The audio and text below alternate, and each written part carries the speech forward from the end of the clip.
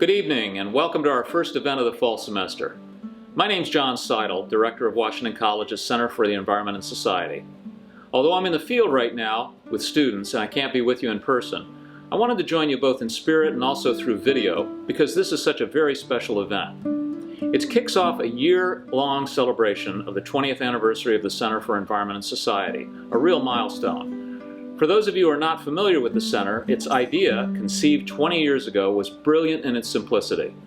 It was to create a self-funded center of excellence that would provide new resources and staff, supporting anyone on the campus community who has an interest in the environment. In addition, the vision was to engage students in hands-on projects throughout the region, learning by doing and taking advantage of the remarkable place in which we live, including the Chester River and the Chesapeake Bay. The model has been successful beyond our wildest dreams, and whether it's the travels of students in our innovative Chesapeake semester, the low-cost water quality buoys installed up and down the Chester River, or the spread of thousands of acres of native grasses up and down the shore originating in our test bed at the River and Field campus, our students and staff are doing great things. They're expanding habitat, improving water quality, and also generally making this a better place to live. They're giving natural systems a chance to bounce back. In a world in which so many stories prevail of environmental destruction and degradation, against a backdrop of really dramatic climate change, these success stories give us hope. We desperately need that optimism if we're to successfully engage with and solve these critical issues. For that reason, our year-long celebration theme will be resilience. I'm Elena Perdon. I'm in my second year at Washington College. I'm an environmental studies major and a Chesapeake Regional Studies minor. In the spring of my senior year, I stood amongst my environmental science classmates, staring at a pine cone in our teacher's hand, and desperately trying to answer the question, what makes this thing special? The dwarf pines for which my beloved New Jersey pine barrens are so famous bear one unique trait that will forever be stuck in my mind: heat-activated seed pods.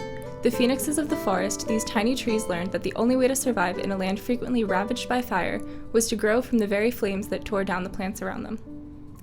The dictionary defines resilience as the capacity to recover quickly from difficulties, and I have found no greater example of this than the little pines that line the driveway of my childhood home.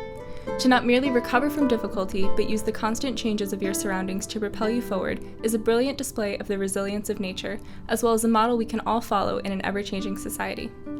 With confident pines that flourish while the surrounding trees wither, and ospreys that insist on keeping the same nest despite a housing complex being constructed next door, there is no shortage of inspiration to be drawn from the landscape in which I grew up.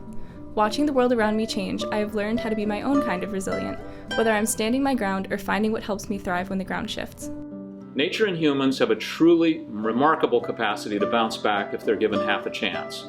We want to focus on these rays of hope, these examples of resilience, for inspiration and also for ideas. I hope you'll join us throughout the coming year in exploring these stories of resiliency.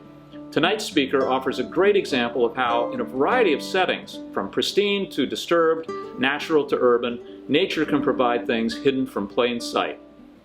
I know you're going to enjoy this evening's session, and I'll now turn it over to my friend and colleague, Professor Bill Schindler, to introduce our speaker. Thanks for joining us.